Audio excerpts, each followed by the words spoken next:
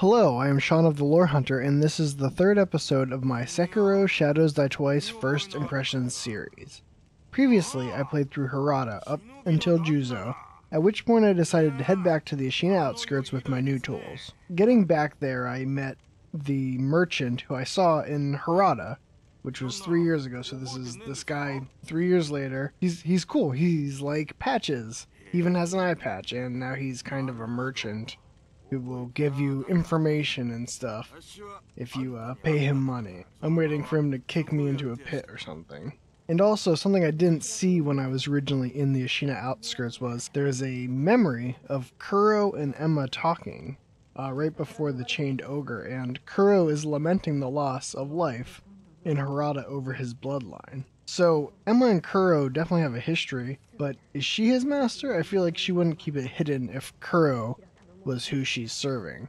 So I'm still very curious about who it is that Emma's master is. And I think they were there before and I just missed them before jumping into Harada, but the game is really signposting to you that you should go check out Harada.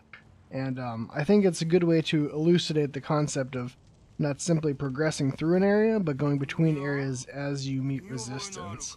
And they're definitely making it very clear that Harada is an option at this point, with the memory and with the merchant talking about Harada.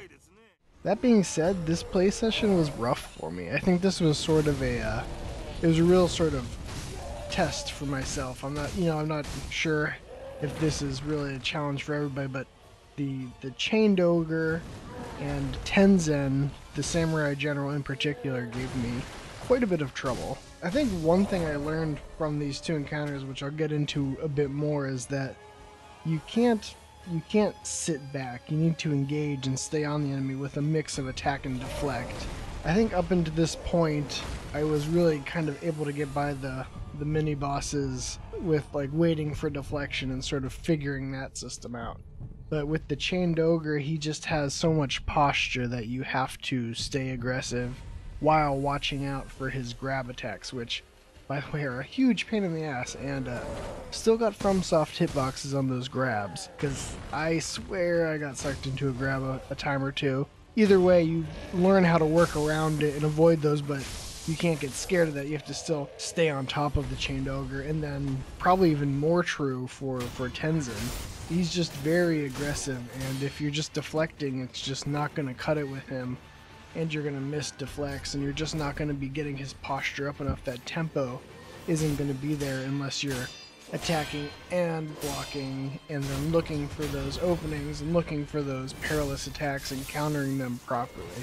And so after beating Tenzen, I got my first prayer necklace with my 4 prayer beads, and that made a big difference. I don't know if that was really a huge difference with Gyobu, but when I fought the first like sort of full-on cutscene boss, he doesn't really have a cutscene, but he's like full-on boss.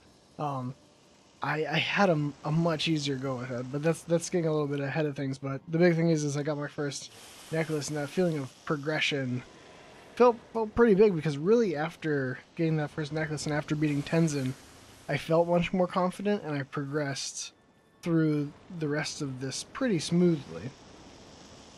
And just as a note, I know about the headless, and I'm just not going anywhere near it for now. I know it's something I will tackle later. I know it's there, but I'm just not going to try it.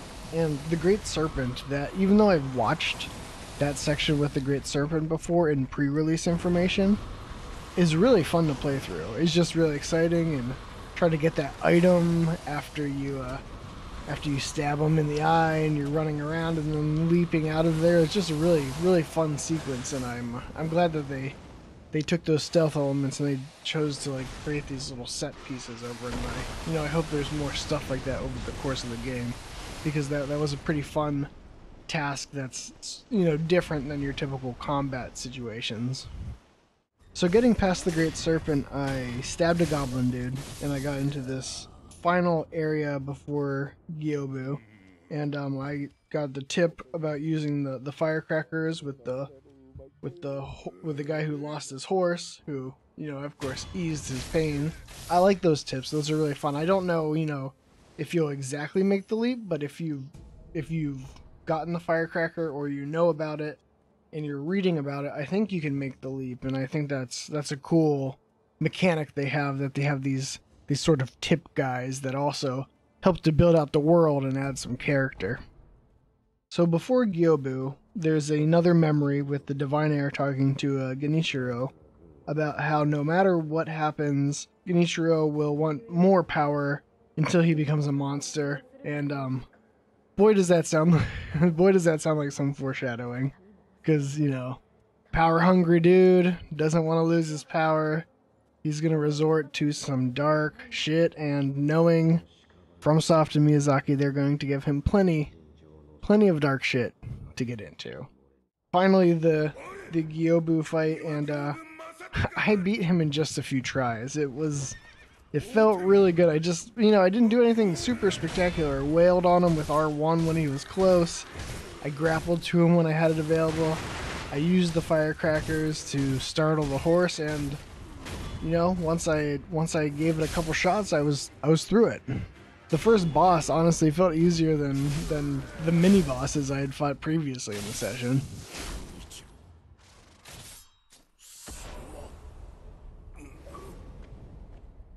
So after Gyobu, you meet this literally larger than life character called the Tengu, and he's super cool. I think he gave me a quest about stabbing some rats, getting rid of some rats, which kind of sound like those little goblin dudes who I saw earlier.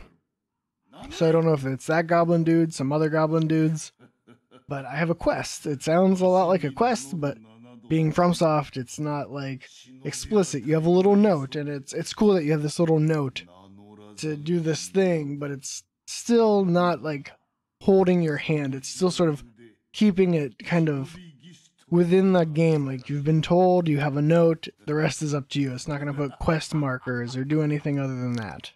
I talked to this old lady. She really dragged me, talking about Gyobu and the wolf and war, and how they all like killing a lot, and how we suck, and she's not wrong. I mean, she's running around this country which is like apocalyptic with these like murderers, and she's like, what the fuck, you guys? So I see where she's coming from, but she really took the wind out of my sails, really, chided me. One thing I do like it from it, joking aside, is, it is interesting that, FromSoft, they tackle these dark themes about life and the universe extinguishing, and sort of how everything is bound to return to this state of nothingness. But they have this theme about the effects of war on people, and because of how this game is, you're meeting and talking with a lot more people than the ruins of Lordran, and it's even more than Yharnam. You're really seeing this place that still has life, but it's falling apart. I like that they're talking about the cost of war for people besides the warriors and those who sacrifice themselves, in these legendary ways, who get myths about them. They're also sort of talking about, everyone underneath them, and you see that with the prince too, talking about the countless lives that have been sacrificed in pursuit of this power. And that's always sort of a theme with FromSoft, but they're sort of talking about it a little more explicitly, and it'll be interesting to see what they do with that. Actually, in this session, I played a little farther ahead, but it's kind of in the Ashina Castle, so I will talk about it next time. I will get more into the Ashina Castle area as I get into that, and my experience there once I've played a little more too. I don't know if that will constitute a whole episode or exactly what will happen, but that's what I'm getting into next, and I'm excited to see what happens. I'm feeling very good about the game off of this first boss. A little rough for me, this session constitutes quite a few hours. I really just like ground myself against those first two mini bosses. But I think it was kind of a necessary thing, because I feel like I understand better, like, it's not just deflecting, it's not just attacking, doing those things. It's really that flow that they keep hammering in, but they're really giving you these sort of roadblocks that are saying, okay, you have to get this now. You have to get this flow to continue. And, you know, I think the prayer beads definitely help and having a little bit more health, but I really think it was that clicking of just understanding the mechanics more that made the biggest difference in my play session. So feeling really good about it right now. Excited to continue. I will talk more about Ashina, whatever else fits into the next session, but I think Ashina Castle, whatever goes on with there, at least, you know, I'm sure it won't be the whole thing. Yeah, we'll see where that goes. Thanks for watching.